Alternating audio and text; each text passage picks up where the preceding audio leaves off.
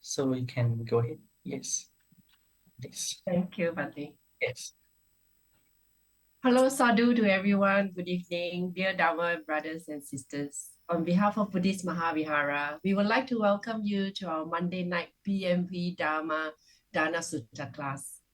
So Bhante Chandima is today, Bhante Chandima is discussing a new sutta, Pattakamma Sutta. This sutta will explain four things that are likable, desirable, and agreeable, but hard to get in the world for lay person. Bhante will also discuss the layman's third wish, where may I live long and enjoy a long lifespan. So this sutta class is sponsored by in loving memory of Uncle Yap Ming Lim. Before I hand over to Bhante Dr. Chandima, we would like to highlight uh, to our brothers and sisters from next week onwards. BMV hope to provide some light refreshments and drinks so that students may come in a bit earlier from 7:30 onwards to have something to refresh themselves before the class. So thank you, Bhante Dr. Chandima. All yours. Thank you, Sister Monica. Good evening, Dharma friends. Welcome back. And yeah, I'm in touch with our technical gentleman, Suranga. Yes.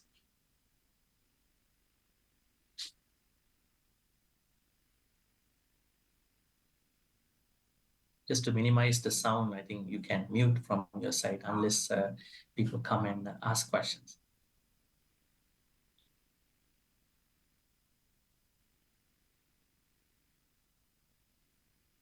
All right. Yes, let's get started. Once again, good evening, Dharma friends. Today we are going to discuss the third wish of a layperson in their lay life, according to the Buddha. And we are going to learn what is this third wish and what does it mean to all of you, and how did the Buddha mean by this?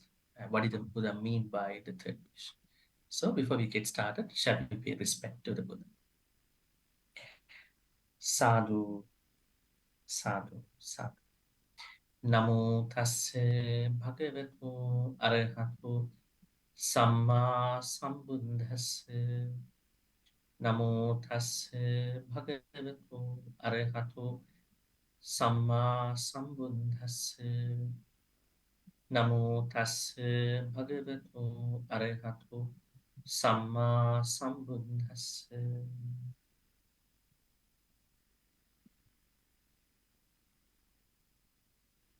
Right. If you can remember the first two wishes of a layperson, according to how the Buddha mentioned, you could remember the first wish which the Buddha said about lay people uh, is to have a wish about wealth, not just the money. May wealth come to me righteously. That means if you are what you call, uh, I would say, somebody who is following the Buddha's teachings, uh, your primary wish, your main wish about money and wealth is, may wealth come to me, may money come to me righteously. There may be people who have no choice of making money unrighteously, but they are also they're supposed to think about it. At a certain point of their life, they may need to at least to change that perspective. So the first wish of a layperson, which is agreeable, charming, challenging, is that to have wealth in righteous ways, ethical ways. Now, ethical ways mean in this context not what you call earn money, earn wealth by cheating on others, by misleading others, by doing wrong marketing, by very much swindling on other people. Maybe it could be a product, it could be a real estate, it could be something else, it could be a retail shop thing, it could be a religious service, spiritual service, whatever, a business that you are engaged with, even a government service. You are thinking that may all this money, wealth come to me, right? It doesn't happen automatically. It has to happen with some effort, right? So when someone has been fulfilling this first wish, the second wish appears to that person. The second wish is having earned money, having earned wealth righteously, may I have good reputation, not even to me, but also to my teachers and relatives, my family and relatives. So the good reputation also has to come in a proper way. Now, as you understand, some people they expect what we call a good reputation in different ways. They pay for getting good reputation. But here, the Buddha says, if you are living a Buddhist life, then you may be able to have the good reputation in a proper way, not by wrongly promoting yourself, not by paying to have it that way. So that is the second uh, layperson's wish. So being somebody who is popular is not a bad thing, right? Because it is a, it could be a requirement, it could be a happiness, right? But you have to earn it in a proper way, in an ethical way. That is what the Buddha says. Now, going on to the third wish, having acquired wealth righteously and having acquired good reputation in the proper righteous way, then there is a third wish. There comes the third wish for a layperson. This is what we are going to study today. Right. Let's see. Yeah. We are going to the text now. This is the text. Don't worry about it. I'm going to explain. As you can see over here,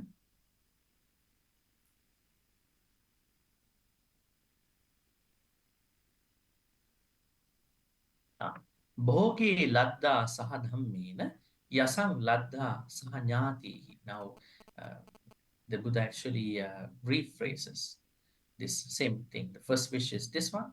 Bhoge means well. Having gained wealth, saha dhammena means righteously, in the good way, ethical way. The first wish. And then yasang ladha, having earned good reputation in the proper way for yourself, for your relatives, and for your teachers. Now, there comes the third wish of a layperson. This is the third wish. I'm going to use a different color probably. Ah, Chirang jivami digamayam palemi. Chirang means long, jiva means live, long life, longevity, long life. Digam ayu. How does someone live long? Digang ayu, that person needs long lifespan. Pali may I be able to live long. As you can see here, may I live long and enjoy a long lifespan. Pali means what you call enjoy. Ayum, digang ayu means long life span. Ayam tatiyo dhammo. This is the third wish of a layperson, of you. Ito. Ito means, as you know, wish for. Everybody wishes this for. Kanto means, as you can see, what you call charming, and then expecting, manapo, agreeable, dulabulu, kasmi, difficult to. Okay, you like it, but you don't get it. There are many things in our life we like, but we don't get it. Right? So that means these are things that you cannot make it in this life. But if you know some dhamma, you can make them happen. Not just worry about everything. You don't have to accept the way how it works for you. Maybe you can change your irony, you can change your life. But here it says, having a long life is a challenging thing, but it is a very interesting wish. Let me ask you, would you like to live longer? Would you like to live shorter? That's a good question, right? I think we all like to live long. I mean, by default, there may be certain people who might think our life is anicca, dukkha, anatta. Maybe I'm going to die next month. Maybe I don't want to live longer. They may have certain things like that. But even that kind of thought arises due to a misunderstanding. And today we are going to discuss about all these aspects. But I want to tell you, living longer is a good thing. But if somebody is living longer with a lot of problems, uh, health problems, mental problems, that could be a problem. But living longer is a is an opportunity to practice Dhamma, because we never know what's going to happen to us in our next life, right? That is one very important thing. Um, okay, so we have discussed about the long life. What did the Buddha talk about the long life, longevity? Now, when you go to a vihara, when you go to a temple, monastery, anywhere, you are asking the monk, you are expecting monk or priest, uh, pastor, whoever, to wish you. How do they wish you? How do they normally wish you? Do they include longevity in their wishes? Hmm?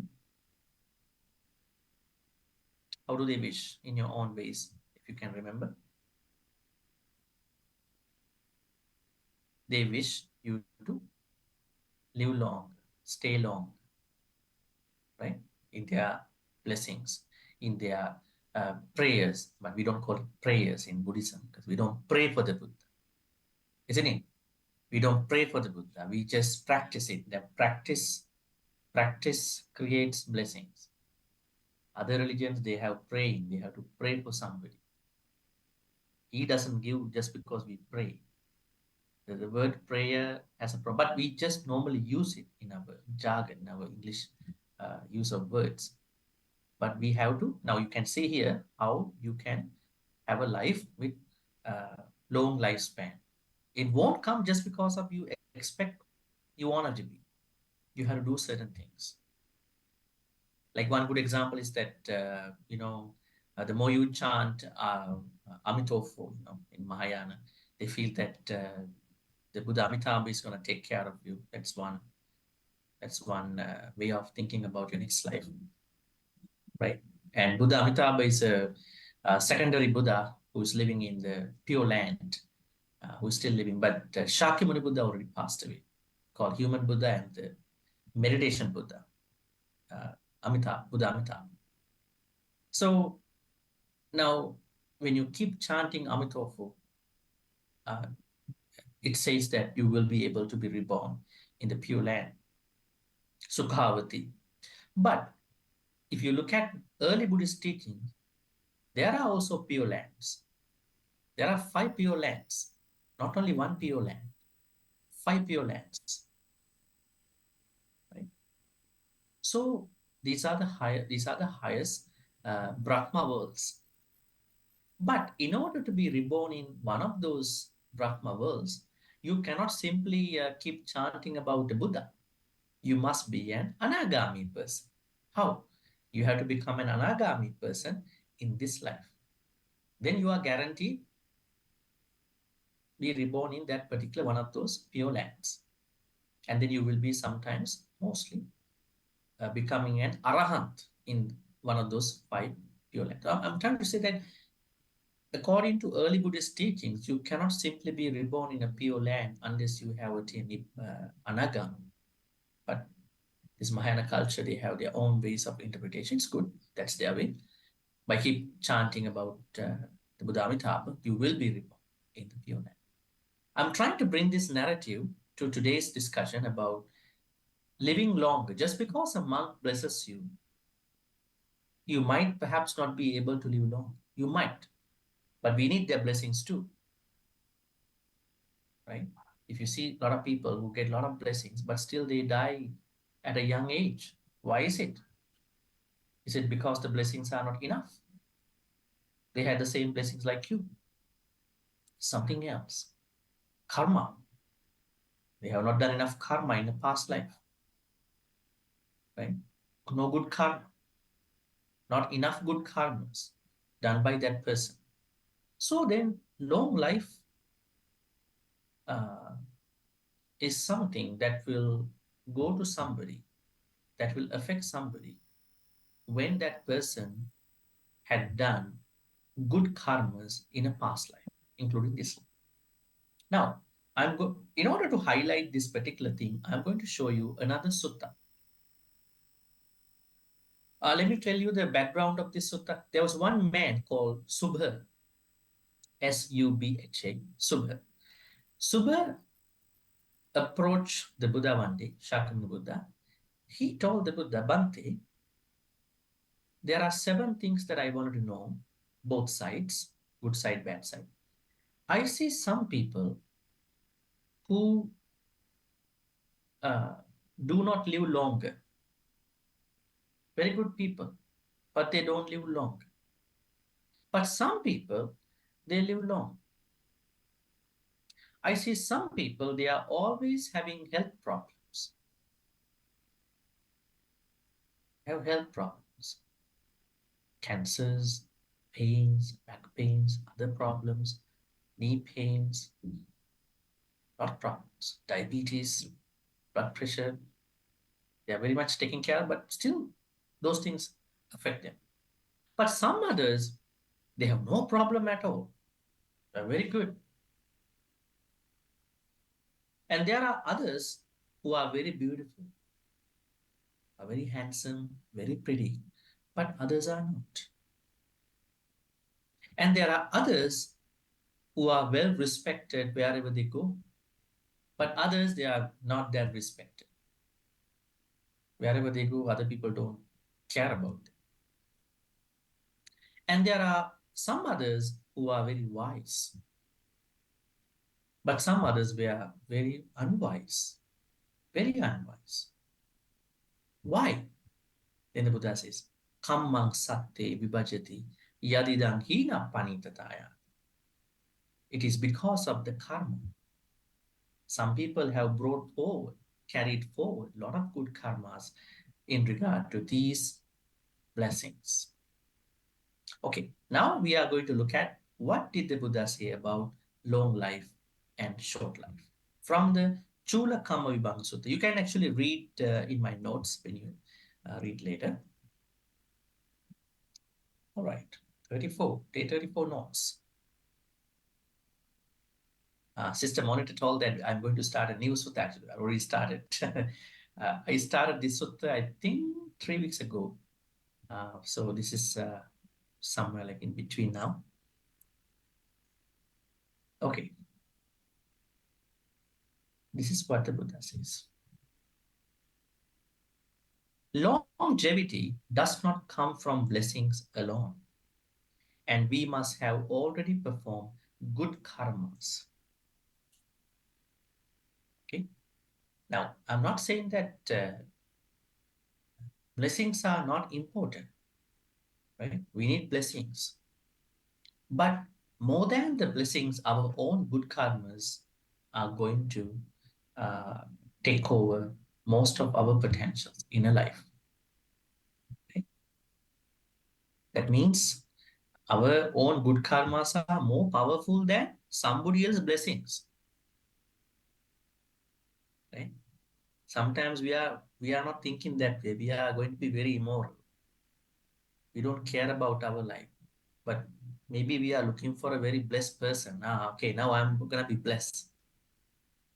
You might be blessed, but those blessings might be insufficient for you to go in the sansaric because you have to do by yourself, right? So that is very important to understand. That means in order for you to be long lived, having long life, blessings from other people are not enough. They are necessary, but not enough. You must have done good karmas. Now, this is what the Buddha says. Ida manava ekacho ittiva purisova panatipati hoti. Don't worry, I'm going to explain. Luddo lohitapani patapahate nivittu adayapanno pana bhutis.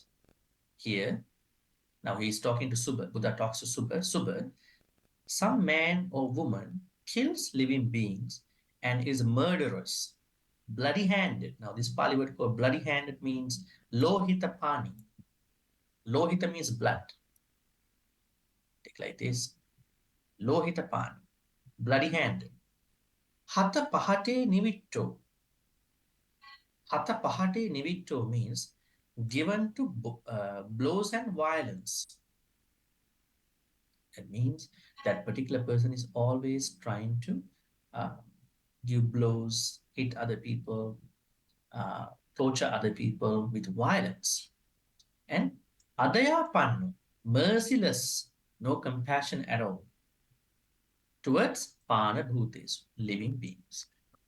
There is a man or a woman who always or occasionally or kills living beings, is murderous, bloody-handed, always trying to give blows and very violent, compassionless, merciless to living beings. All right?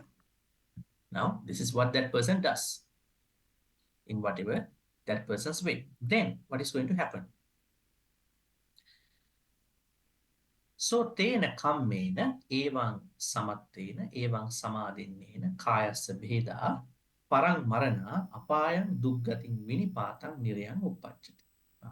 Because of performing and undertaking such an evil action, killing the people, other beings, on the dissolution of the body, that means after the death, he or she reappears in a state of deprivation.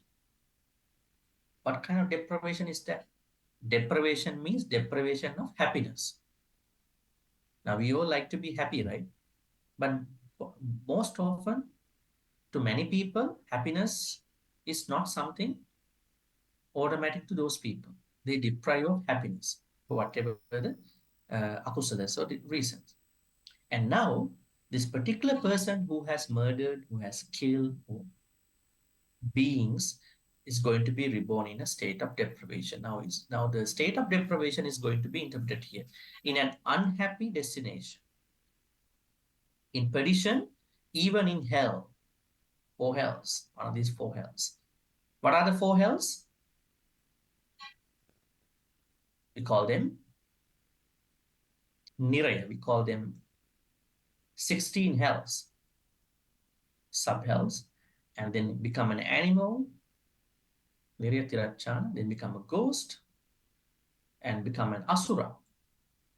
So there are four main hells, and then the first hell, we call it niraya, is further divided into 16 hells. We call them 8 cold hells and 8 hot hells. So total 16 hells under main hells. Anyway, so one of these hells. Now, but if on the dissolution of the body after death, he does not reappear in a state of deprivation, in an unhappy destination, in perdition, in hell. Now, there are many individuals who have killed other beings going to hell, according to Buddhism. Sometimes they are not going to the hell. Sometimes they are not going to the hell. Then what will happen to them? Then, in perdition in hell, but instead comes back to the human life. Maybe this person must have done something like a good karma, half and half, probably some good karma, probably some percentage of good karma. Because of that tiny good karma we have done in a proper way, he or she is able to be reborn in a human life, wherever humans are living. Now, assuming that person is reborn in a human life, then wherever he is reborn, she is reborn, he or she is short-lived. That means those beings who are dying at a very young age, early age, they, most of them, we don't know, because we don't have the Buddha's Kammasakata Jnana, how people die, Chutupapada Jnana, but we assume that most of them must have done killings in their past life. But they may have done some good karmas a little bit. That's why they are reborn as humans, but they are dying because their bad karmas are more than the good karmas. This is the way Subha that leads to short life. Namely, one kills living beings and is murderous, bloody handed, given to blows and violence, merciless to living beings. Right? This is why uh, someone is reborn in a human life but still dies at a young age. Right? Most of them. So we don't know. I mean, we can't talk about every human being who dies at a young age, but most of them. Right? Only the Buddha knows because he has the knowledge called Chutupapata Jnana. Chutupapata Jnana means it's a knowledge that Buddha had, which means he can predict the moment, time, date somebody will be dying, and then where that person is going to be reborn. All right. So now, uh, going back to the wish, your own third wish. Now you want to be living long. You want to live longer, but sometimes this is not going to work. Now my question again is: living longer helpful for our Dhamma journey? Is it? It is, because when you live longer, you can practice more Dhamma. Don't take your life. Telling people, don't commit suicide. It's a deprivation of this human life. We have to keep this human life. Some people think keeping human life is attachment. We all are attached. We attach to our mother, father. Greed is the problem, loba. Unless you don't have loba, it's okay. There are tiny attachment, emotional attachments to each other. So being a human and staying longer in that human life really helps you to practice more Dhamma. Thereby you becoming a better person and understand more and apply more. So this is why leading a long life is very helpful. I want to tell you another thing in regard to this. There is another sutta called Donapaka Sutta. In this Donapaka Sutta, Buddha talks about something very interesting. He also says, not because of the past good karmas you can live longer, but because how you take care of your body in this life um, affects whether you can live longer or not. That's an interesting point. Not a lot of people know this. Now, Donapaka Sutta explains to us about King Kosala. I think most of you must have learned about King Kosala. King Kosala had been eating a lot, and he was always putting blame on his chef. And then, so he had a very big tummy. And then one day when he came to see the Buddha asked, "What's going on?" He said, "Bhante, I've been eating a lot, overeating." And then the Buddha said, "Chattaro pancha alope abhutva udakampi." Dear king, do not fill your tummy with food. Never do that. A Buddhist should not fill the tummy with the food. And then the Buddha said, eat and then leave 3 to 4 handful of food. Leave 3 to 4 handful of morsels of food. That space has to be spacious. And then for that space, you need to drink water. Udakampi. Chattaro pancha alu. Chattaro means 4, pancha means 5, alope means mouthfuls. Abutwa, not having eaten 4 to 5 morsels in your tummy. Udakampive, drink water. This is the Buddhist idea, right? As a Buddhist, you can't fill your tummy in this teaching. Alam pasu viharaya pahitattasa bhikkhuno. When someone eats this way, not filling the tummy, leaving 4 to 5 morsels, or I would say a mouthful of food, empty and drinking water to replace that space, that kind of life is very healthy. At the same time, very comfortable. So this is the sutta Buddha talks about that. And then King Kosala said, Bhante, I think I don't remember this thing again. I will ask one of my royal ministers to read this while I'm eating. Like what you do when you are having a retreat, right? When you are having a retreat, monk or whoever is reading this, what do you call Patisankha Yoniso Pindapatang Patisevami. Nevadavaya Namadaya Namandanaya Navibhusanaya Yavadeva Imasakaya Satitya Yapanaya Vihingsu Paratya Brahmacharyanuka Iti Puranancha Vedanam Patihankami Navancha Vedanam Upadisami Yatracha me Bhavisati Anavachata Pasubiharo Jati. Meaning, I am eating not to decorate myself on that, not to beautify myself. Don't take it in a wrong way, huh? Ladies. You eat the way you want. But when you are really concerned about a healthy life, this might work. And then I am going to uh, destroy my all pain. All pain means now, let's say if you had hunger, you are going to destroy that pangs of hunger. And I'm going to destroy the future pain. Future pain means while I'm eating, if I'm not eating properly, then I'm going to eat again because I'm hungry again. Now, this is what happens to many people. They are not having a balanced diet. They are grabbing some on the go food. Then what happens? They are going to repeat eating, eating, eating. They are grabbing snacks all the time, right? So their main meals are not balanced. So they are going to go after many snacks. So then the Buddha says when you are eating, you are going to destroy all pain. That means the hunger you have.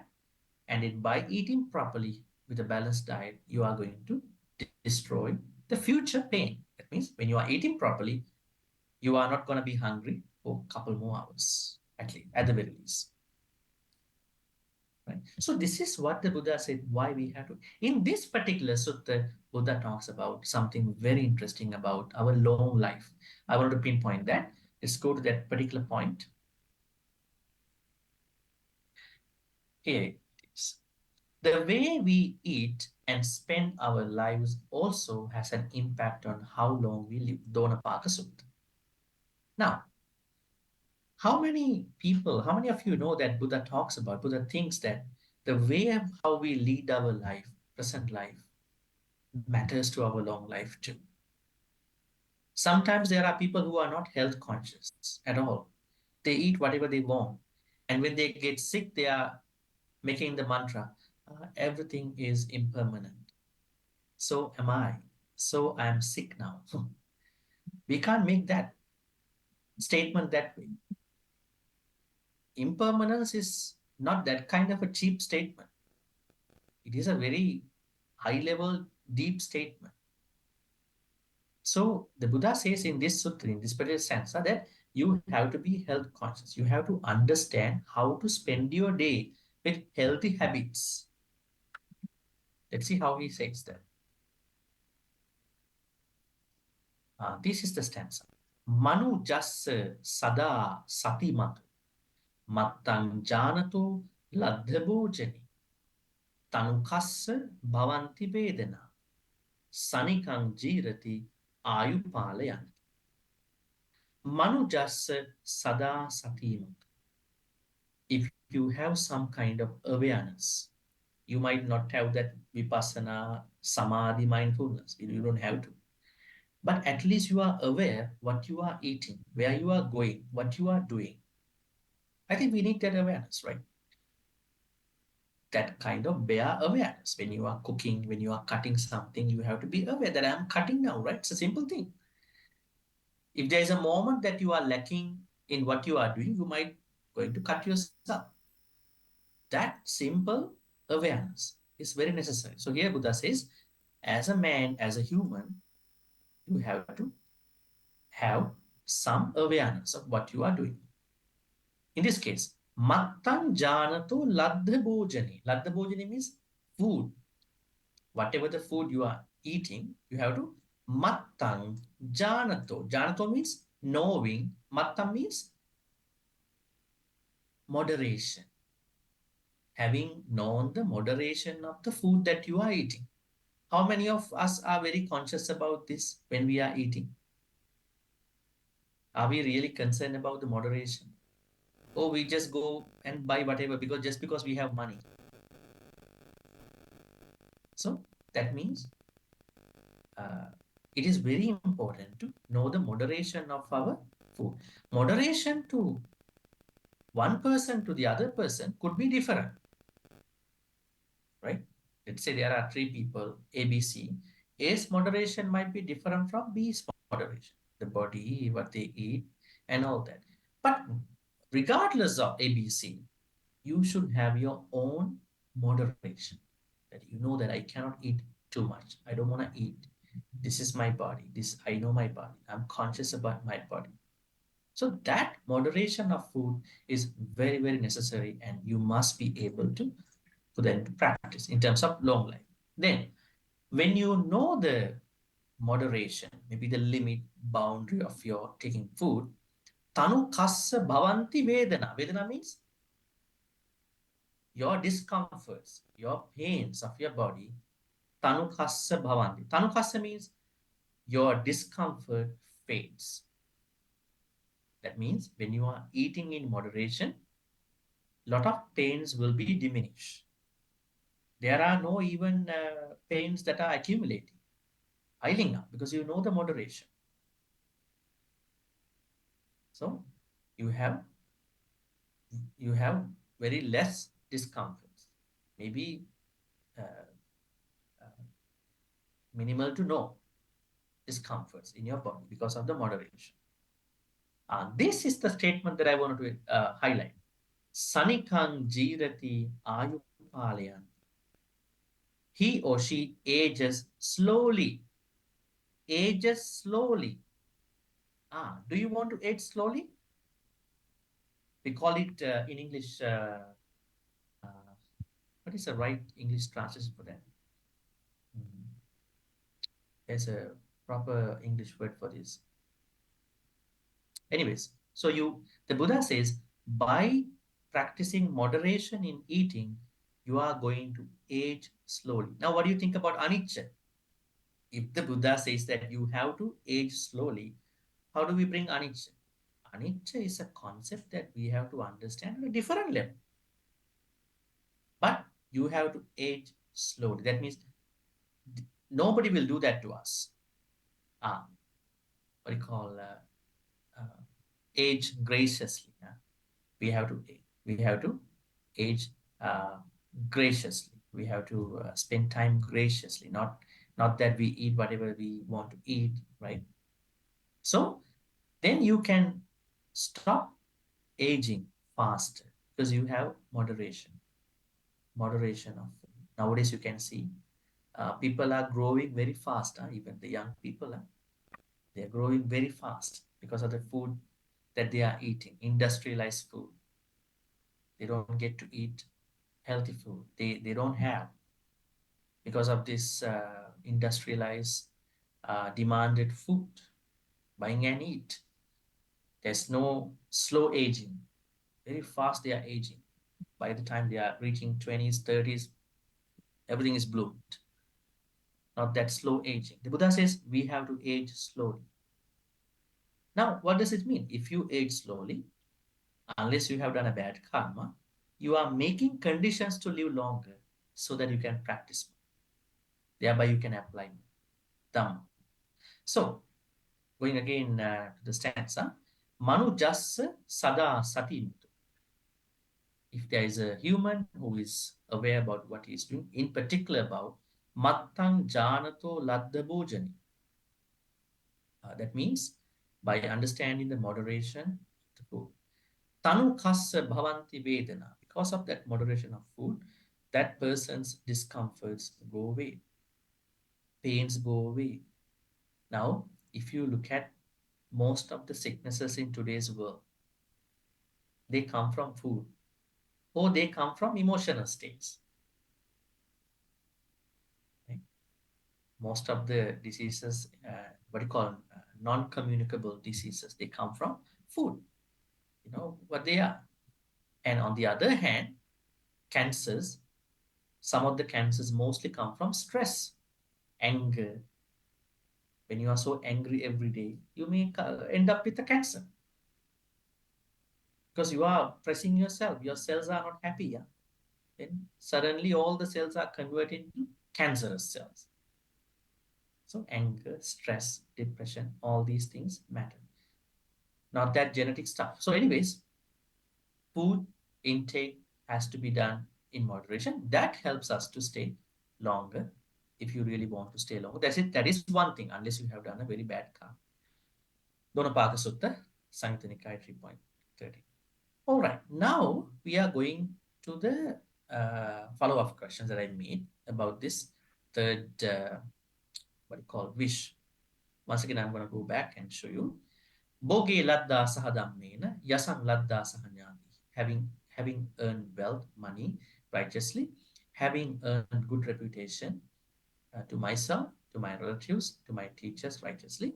Now the third wish is Chirang Jivami, may I live longer, may I enjoy Palimiti, long life span. This is the third wish of a layperson, which is challenging to many people. Now, let's go see the questions here. Follow-up questions. How does the Buddha look at long life, longevity? What do you think? Long life is a blessing for someone to practice mudra. So I want to say that if somebody thinks that I want to end my life in whatever the capacity, in whatever the context, that is not a good thing. Maybe in today's world, there are other questions coming up like euthanasia, honor killing, terminal cancerous stuff. But according to Buddhism, ending a human life by force, by intention, is not a good idea. You may find some social norms about it in different ways, even in some countries. But we understand uh, the important thing in that perspective is that even though you may have pain, but still you may be able to do some good karma and thereby uh, killing, maybe making someone to die might not be a good idea according to this context. So long life is a blessing. Buddha has clearly mentioned that everywhere.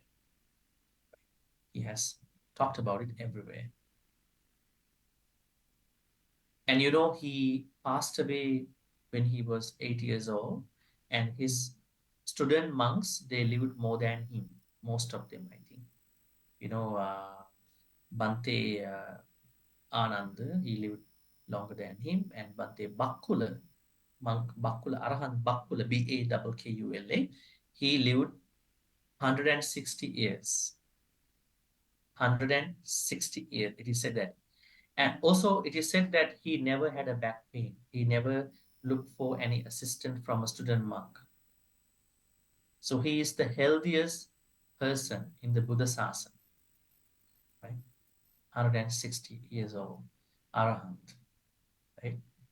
That means he must have done a lot of good karmas. He must have helped a lot other people. He must have helped other people to recover from sicknesses. He must have done a lot of blessings on other people, right? Anyway, so the Buddha's idea is uh, basically to live a longer life is a uh, very good thing if possible. Why is it important for lay people to have a long life? It is because they can practice more Dhamma, learn more Dhamma, practice more Dhamma. Sometimes when you listen to a Dhamma talk when you are in 30s and you are listening to the same Dhamma talk in your 40s, do you learn something new?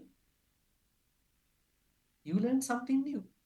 Even you are in 50s, you are learning to a Dhamma talk yesterday, but you are learning, you are listening to the Dhamma talk again today. You learn something else because they are all about your life. Just by listening to one short Dhamma talk, you might not be able to understand the whole thing with your life. Right? So that means we need timing. If we have more time, then we can do more good things. So I think the answer to this is uh, having a long life is very important. So because there is more uh, room for us to practice. How does a layperson live a long life? Now, long life is very important. Now, how to live long? Tell me. If you go back to the first sutta, how to live a long life? Let's say this life and next life, at the very least. You must not kill other beings. You have to stop killing even a tiny bit of creature. You should have lots of compassion for every living being, even for a ant. So this makes you to create a lot of good karmas. You are going to help out. You are not going to kill. You are not even, uh, you know, the Buddha says in one sutta, uh, not killing other beings is not enough. You have to prevent other people stop killing also, but you can't do it right away, right? You might be in a problem, right? If you go and say, don't kill, you might be in a problem. But if you could, that is also something that you can do in that perspective. Then not killing, not having other people to kill, also not enough. You have to do the third thing. Third thing means you have to always praise. You have to always speak good about not killing other beings. Talk about it, have a conversation. Always very vocal about not killing. Three things to be done: not killing, not having other people to kill, and then praising about not killing. So this is something you can do. This is the main thing you have to do. So if you are doing as such, even from today, I think you'll be doing, even from today, you are creating lots of good karmas for you to live longer, even in this life. This is one very important side. Secondly, you need to spend a life with healthy habits, like moderation of food and having that health consciousness. These two are the main things for a layperson to think about longevity, mainly, right? People may have different thoughts. Somebody might say, hey, he's back in Greece. Great Alexander invaded all these countries, but he died in his 30s. Interesting. Yuri Gagarin went to the space, but he died in his 30s. They made a good contribution, but they died. You might look at it that, but we are looking at life, not you do a very massive contribution, you die next day morning. So living a long life is important, not just for one contribution, because you want to do more good karmas. All right. Number four, is doing good karma enough to ensure a long life? Um, Now, doing good karma. What good karmas are you supposed to do in terms of having long life? What good karmas you had to? You have to do the opposite, not killing. Always try to save other beings. Always try to uh, stop doing any such activity. If you think that you are driven by anger, you are trying to work on your anger. If you think you are driven by anything else, bias, prejudice, jealousy, uh, disorientedness, you are trying to understand your emotions. You are trying to work on that particular state of mind so that you are not going to make that happen. Now, the question is that is doing good karmas in regard to not killing enough for you to have a long life? Not enough. That is one very major big thing. On the other hand, you have to live a good life here. At the same time, you may have to look for blessings from blessed people. Blessings are also important. I think you remember the story of what was the story? You remember the story of a young man who was supposed to be taken by a devil in that particular Dhammapada story. It is said that he was supposed to be taken by a devil. And then the Buddha said,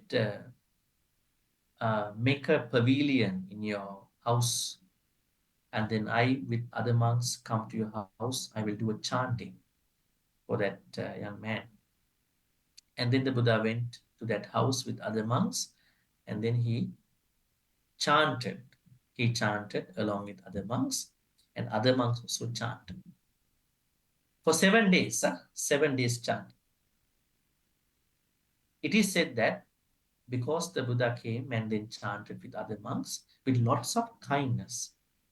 That's why the monks are supposed to have lots of kindness when they are chanting, not just chant. Anybody can chant, right, by looking at a book, but they have to chant with lots of kindness, compassion for the devotees, for anybody that they are chanting. So what happened after the 7th day? The particular devil could not catch the young man. This is the story of the very famous stanza called Abhivadana Silissa Nichang Vadhapachayino Chattaru Dhamma Vadanti Ayuvan Sukha. This is the story of that particular stanza. So that means blessings are also very important. I think I already shared with you many stories before about the power of blessings, right? So that means to save someone's life, um, blessings also play a bigger role sometimes. Sometimes it might not. It depends on the person's past bad karmas. But this is something we can do. Now, when somebody is sick, you may go to the Bodhi tree, right? You might water the Bodhi tree, right? For the sick people. And when someone is sick, you might chant the Bojjhanga Suttas also. So all these are powerful things you can do. But mainly speaking, it's about uh, not killing. That has the weight of everything. Because if you have killed a lot, and then those blessings might not help you to, you know, not to die, right? Okay, so that means by not killing, at the same time, trying to take care of yourself in this life, and at the same time, blessings. All these are helpful, but not killing is the main thing that you have to really focus on. People who commit suicide or worry over the fleeting nature of life can easily terminate their lives. I think some people might have this idea. It's okay to die. Life is anicca. What is the Buddhist perspective on accepting life and incorrect perceptions of impermanence? Let me tell you. The Pali word anicca, we call it change. Uh, the very famous translation is impermanence. Is a very abused term in today's world. People abuse this Pali word. Now, anicca is a very beautiful word because when things are changing, we see the beauty of that thing, even the nature, even our life. But there are certain things when they are getting changed, we are not happy. Now, say for instance, you're getting older. Somebody might take it in a nice way. See, in my 20s, I did certain things, but now in my 30s, I cannot do certain things, but I can do different other things. If I'm in my 40s, I see my life differently, which I could not see in my 30s, 20s. If I'm in 50s, I see my life differently. I can see a lot of insights about life, which didn't come to me when I was in 30s, 40s. If I'm in my 60s, I look at my life very differently. I'm happy to see that, which I could not see in my 30s, 40s, 20s, 50s. So in this way, aging can be seen in a very beautiful context. But there may be some people, most people might think, I'm in my 60s, I'm not young anymore. I think I have been affected by anicca a lot. This might be the way that how they might take it in that perspective. So anicca has to be taken in the proper way, not in the wrong. Okay, let's go to certain perceptions of suicidal thoughts. Now, according to Buddhism, a suicide is a killing. Panatipata Virama. It is the opposite of Panatipata. Now, the Buddha says that, remember, there was one important thing that I have to add here. Uh, there was a time that many monks, they were not successful in their meditations. Most of them failed. Actually, that this is a very fact, right? Even in today's world, meditation is not going to work for many people unless they know how to meditate properly, unless they know how to meditate under a good teacher. Or maybe you do a very short 5-minute meditation from a YouTube video. But if you want to go to that structured meditation, you must consult a good teacher who knows that properly, according to how the Buddha said. So many monks, they fail not becoming enlightened monks. So when they failed in that attempt, they were very frustrated. They were very depressed. So there was a man who hanged people by choice. So they all, couple of monks went there and said, now uh, we are not happy about life. We are very depressed. We could not attain Nibbana. So you can kill us. So that particular person killed monks by hanging. Because this is the problem. When you are not enlightening, then that could be a very strong frustration about your spiritual life. That's why you have to do it under a certain teacher. These monks did not consult the Buddha and they just straight away went to meditate. So then many monks went there. This guy hanged them. He killed all these monks. And then Buddha heard that. Buddha said, if anyone is going to die by suicide, by asking someone to assist in killing, it's going to be a panatipata. It's a parajika. Parajika. He said that. That means suicide is a panatipata. And suicide in the modern penal code, in the law enforcement rules, it's a crime. In some countries, if you survive from a possible potential suicide, you may be arrested. This is in the penal code too. So we believe taking life, committing suicide is a panatipata. We should not do that. We may have problems in our life. Some people, they may have problems, family problems, partner problems, financial problems, health problems, right? Neighbors' problems, life problems, whatever the problems there are, we should be able to understand the preciousness of our life, not just to go for a very quick, sudden decision to end this life.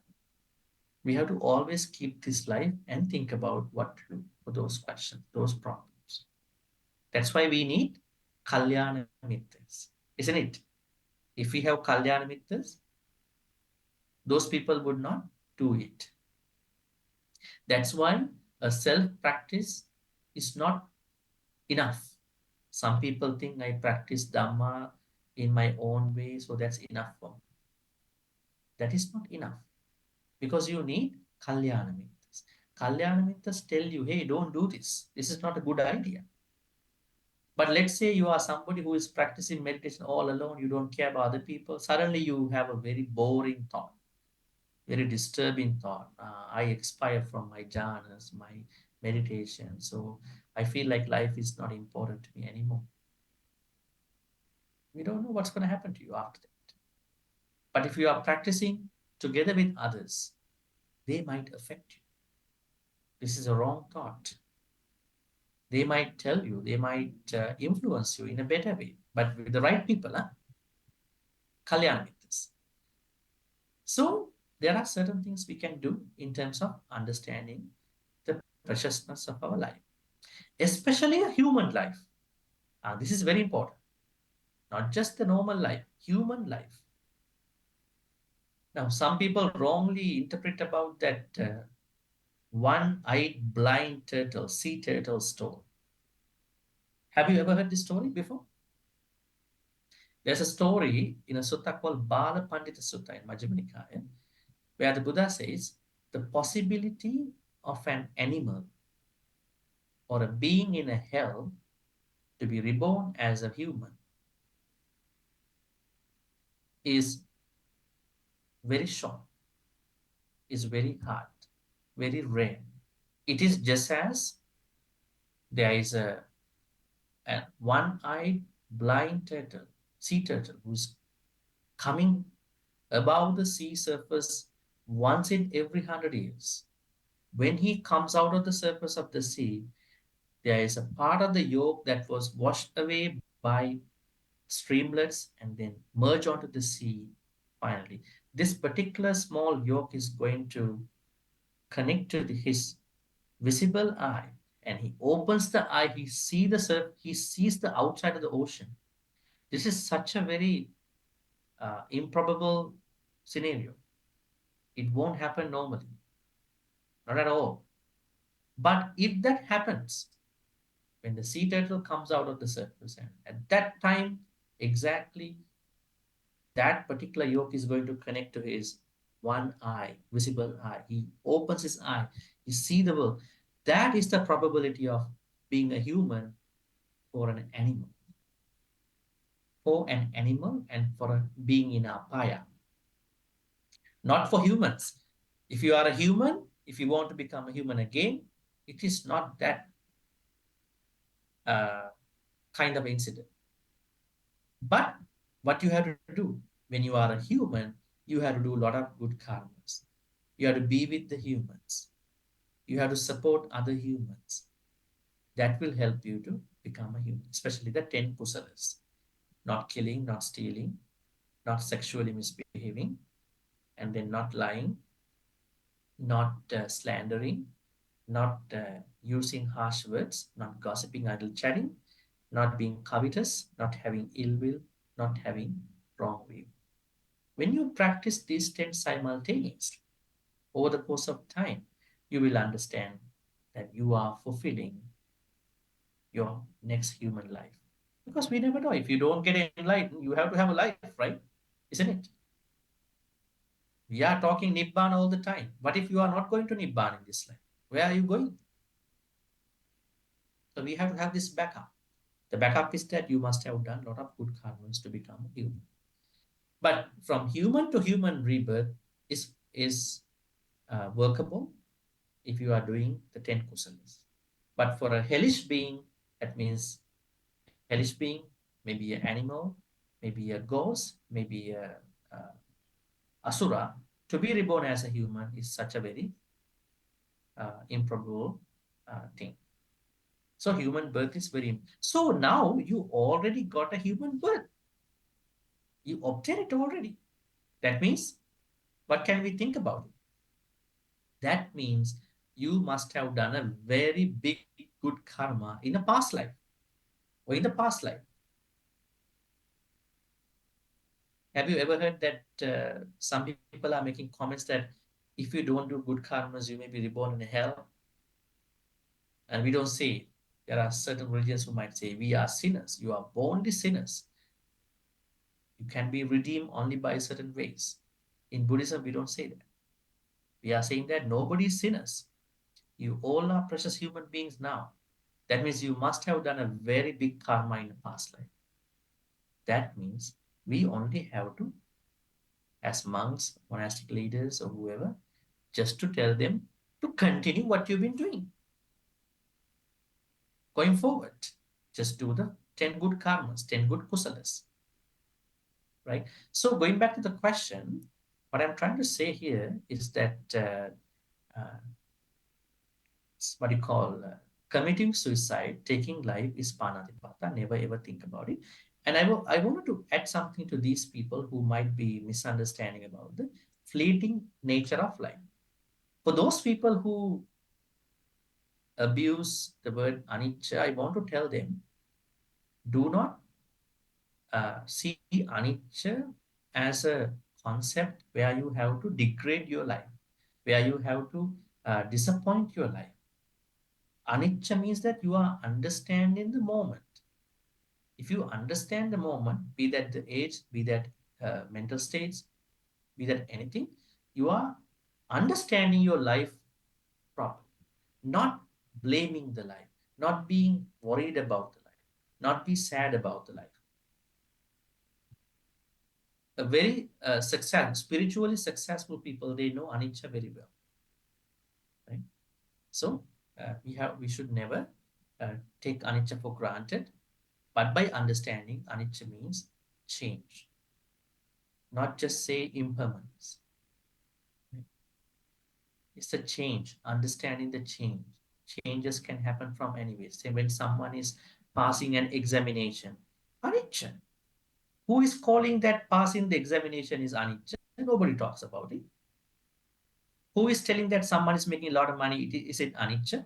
Nobody talks about it. When somebody is making promoting in his career, who is calling that to be anicca? Nobody says it's anicca. They say, oh, it's success. Huh? It's a success. That's a very $1 million word, success. But when they are getting sick, anicca. When they are dying, anicca. When they are getting old, anicca. This is the misuse way of telling anicca. So we understand anicca to be an inclusive word which we can extend to all the changes in our life. That is how we understand. So we bring that anicca to understand the preciousness of our human life. Right? Okay. Finally, maybe you can discuss more. How can a long life assist a layperson carry out his or her dhamma journey? How can a long life, longevity or long life, assist a layperson carry out his or her dhamma journey? Now, Dhamma folks, have you ever seen people who are living longer but doing a lot of bad karmas? There are people like that too, right? They are killing, they are stealing, they are always trying to become a burden to others, right? And uh, you might see that they are living longer, but we don't know what's going to happen to them in next life. But for us, those who have understood Dhamma a little bit to a certain extent, we appreciate by understanding Dhamma, we can lead a good life. We need time. Nowadays, a lot of devotees having this issue. They know a lot of Dhamma, but they don't have time to practice, isn't it? Do they make the statement? We don't have time to practice. They know a lot, but no time. You have to make the time to practice. They are bringing a lot of Dhamma things back to their house, but no application and practice. That means, in order for us to uh, practice Dhamma, we need to have a long, right? We must have a long life. So a lot of things are involved, a lot of factors are involved. So if we are properly uh, understanding the good karmas in terms of not killing that you are making, then definitely you are creating that particular life, not even for the next life. What else can we understand? If you look at uh, Buddhist thoughts about uh, uh, life, you can see that we need a lot of time to practice.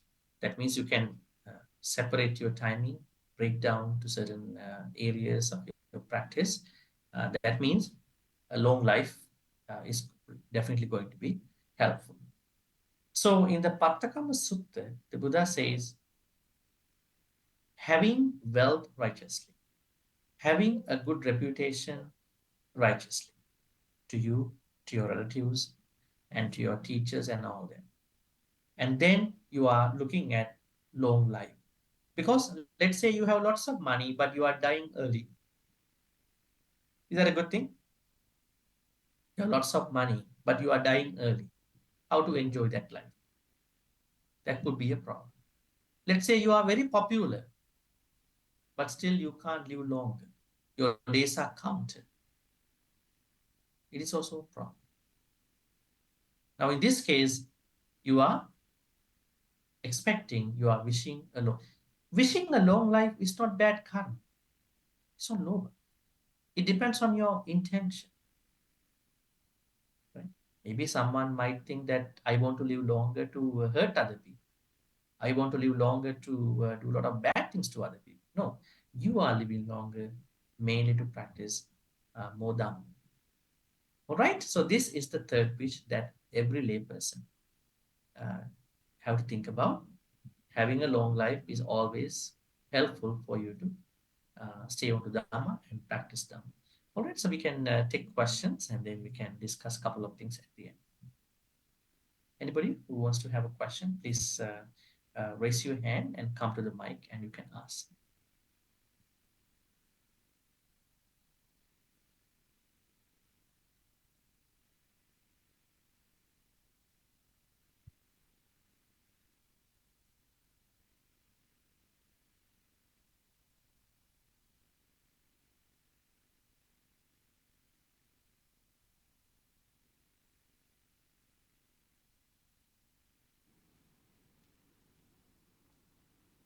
Any questions about today's third wish and long life, uh, Buddhist ideas? Why is it important to live a long life and all that? Yeah.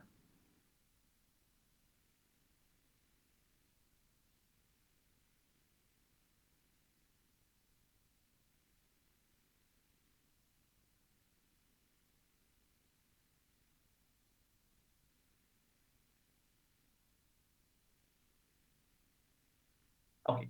It's a question. Please come on up.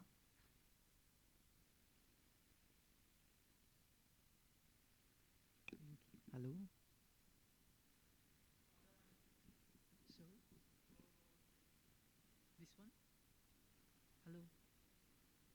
Yeah, I can hear you. Okay. Please. Thank you, Bhante, for your sharing. I'm just wondering, how does eating vegetarian contribute to the long life as well? Does it brings an effect? Mm. Thank you. Yeah. Being a vegetarian and live as a vegetarian is a choice. Of course, it is a choice and then it will help you. It will help you to stay longer. Um, yeah, so definitely it will.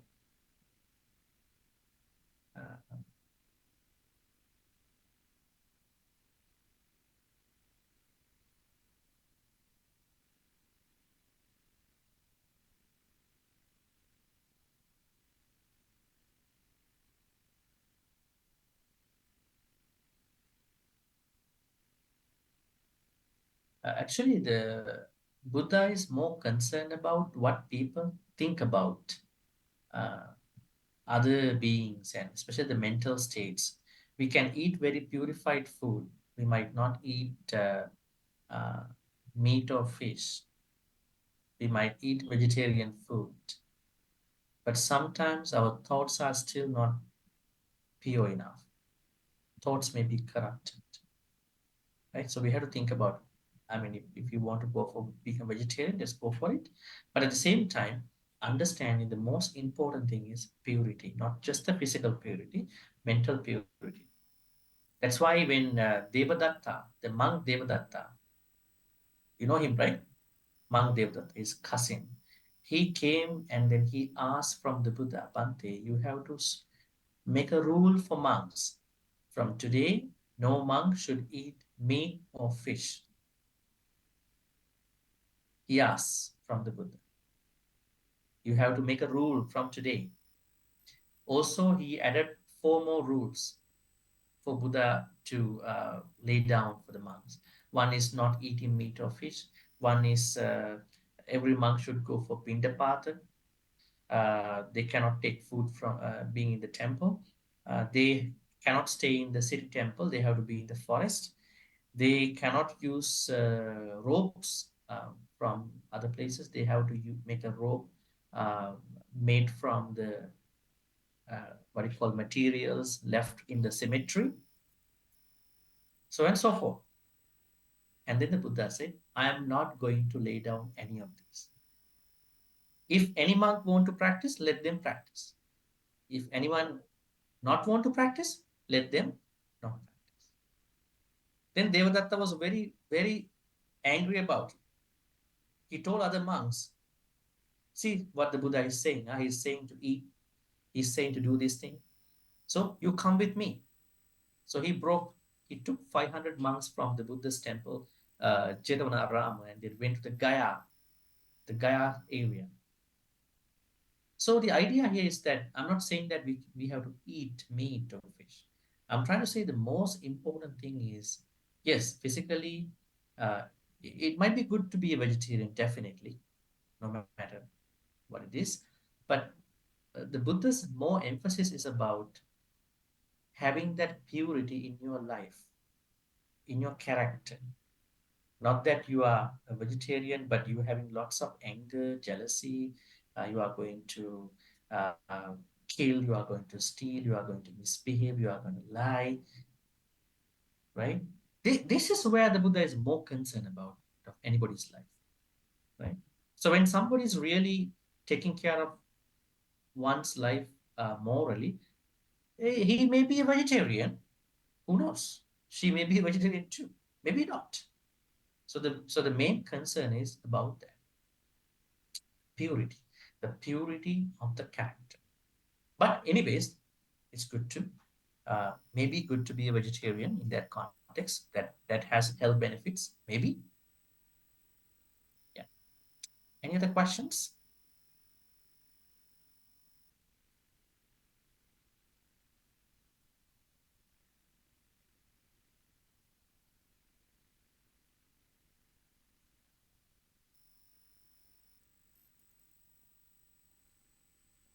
Third wish, layperson's third wish, long life.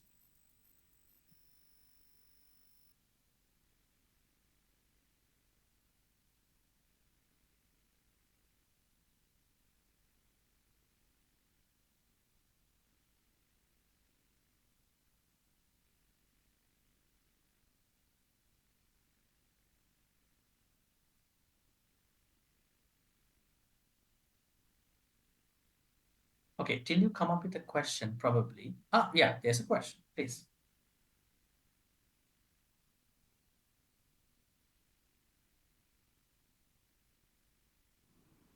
Yes, I can hear you. Please go ahead. Yeah, I would like to ask that you were mentioned just now the Karanenya as well.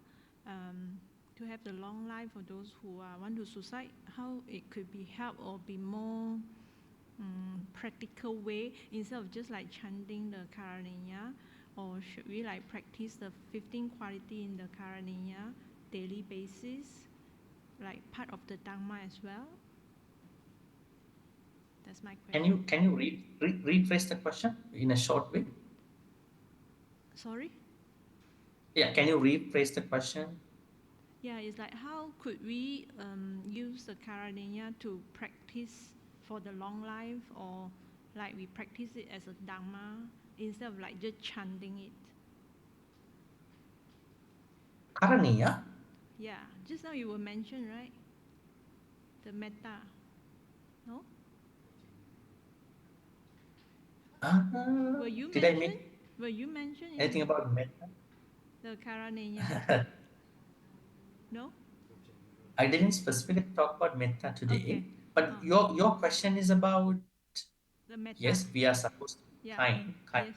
and practicing metta to others. Yes, then And how could it like help to for the long life?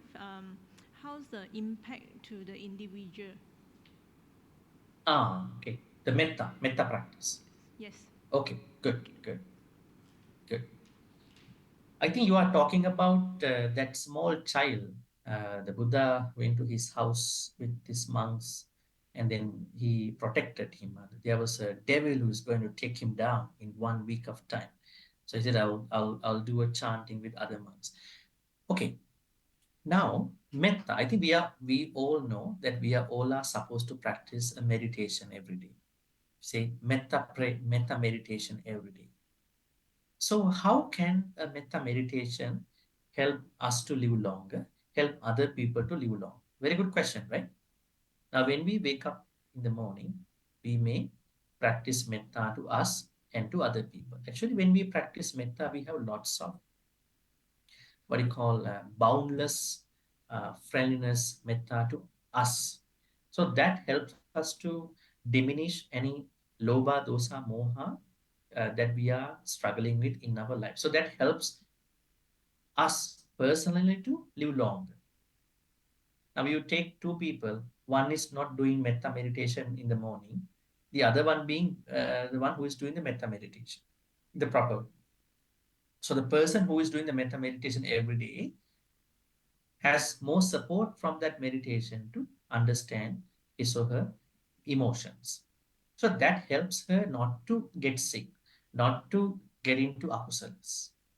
So that helps her to stay longer, enjoy that long life. When it comes to other people, and she or he is always thinking, may other people also be well and happy, live longer, that can radiate to them because of that kindness, because of that loving kindness. Definitely, it can work for oneself and to other people. And also, the power of different people also matters. Sometimes there is a very bad person, I mean, who is very evil, and his metta is not powerful there of somebody who has more good qualities, but still we are doing the metta. That's why we are expecting people who have lots of blessings to do the metta. Remember the story in one of the suttas. I think I already shared with you this story.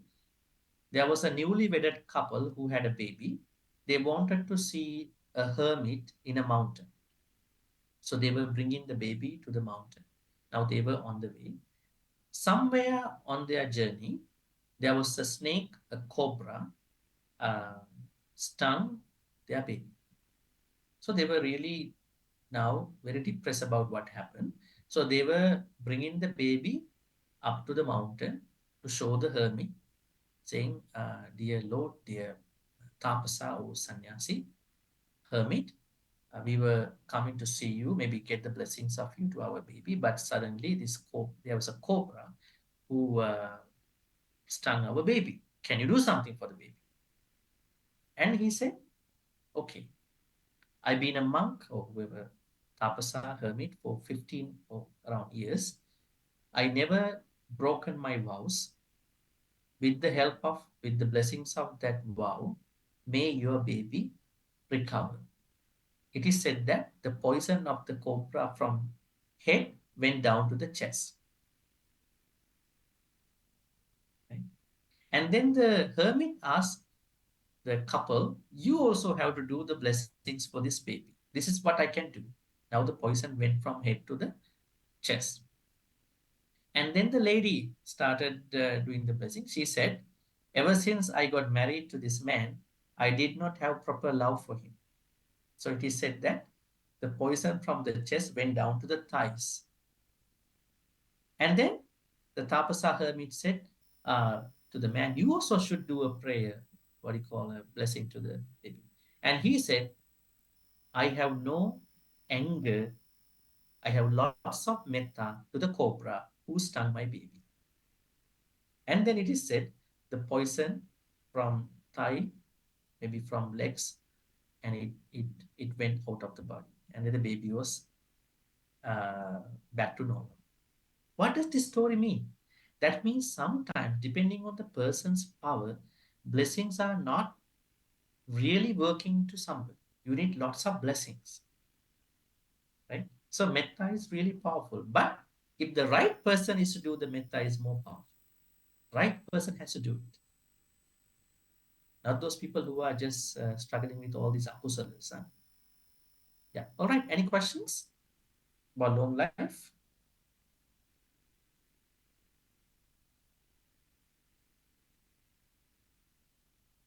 Yes.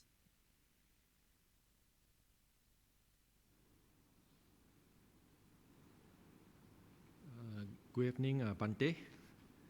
Yes. I would like to know, um, women tend to live longer than men. So why is it so? Woman can or can. Tend to live longer than men. Okay. They have a longer lifespan, generally.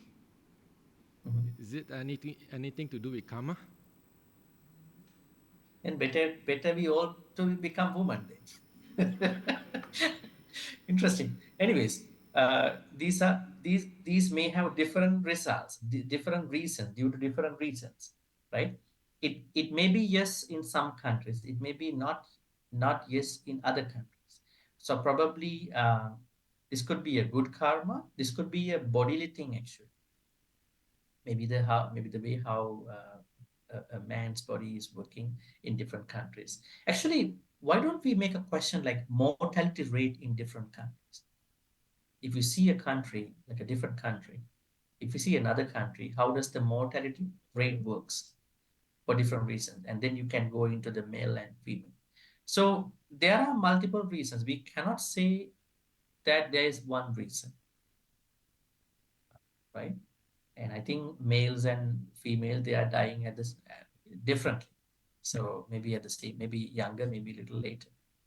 So there is no particular reason we can point out from Buddhism other than karma, and then maybe the lifestyle choices, maybe the body, the way how the body is actually uh, made up of. So there are maybe multiple reasons. There's no one reason we can bring up to say that why one uh, one community as such can live longer. Yeah.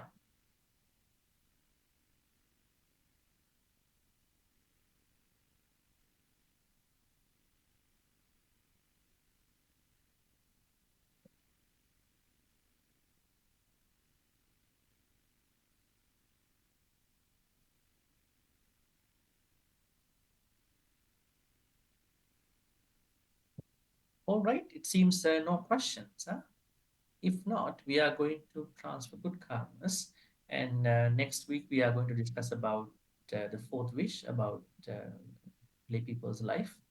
And then we are done with the wishes. And then we are going to talk about four things that are going to helpful for people to achieve these four. There are four things Buddha talk separately. They are the ones you have to do to fulfill these four wishes. All right. So let's make the transference on this now. Before that, I wanted to summarize. Today, we learned about how to live longer.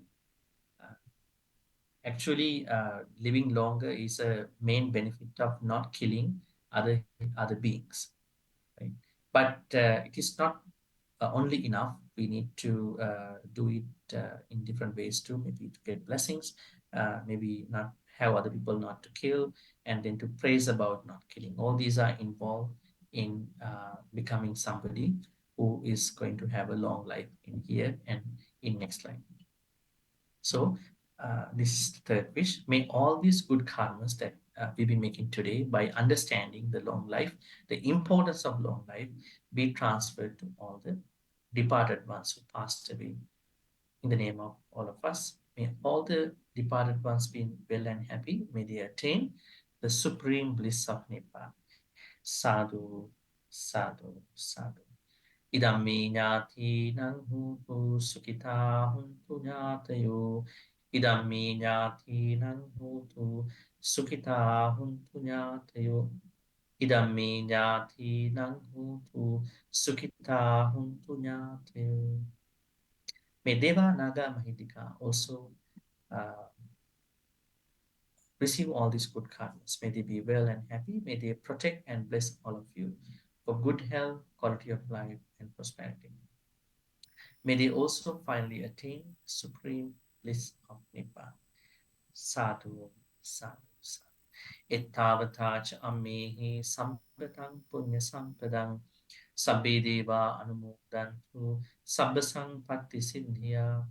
Ittavata ammehi sampatang punya sampadang sabbe bhuta anumodantu sabbasang patti sindhya.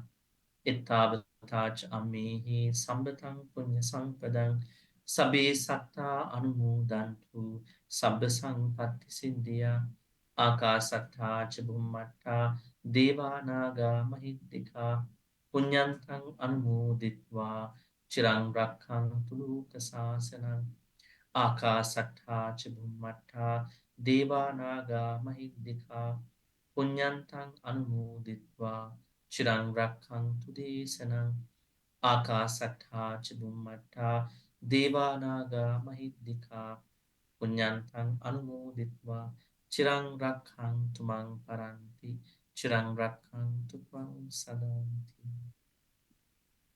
Also, may all the good karmas also be supportive and helpful for us to stay continued with the noble friendships, Kalyana Mitatas. May we be always with the Kalyana Mitas till we attain the Nibbana. Self practice is not enough. We need the support from Kalyana Mitas in this samsaric journey till we attain Nibbana. Thinking thus, we're going to make the wish. Imina punya kammena mami bala samagamo satang samagamo hotu yava nibbana patya. Finally, may all the good karmas which we've been making today be supportive and helpful for all of us to attain the supreme bliss of Nibbana. Sadhu, sadhu, sadhu.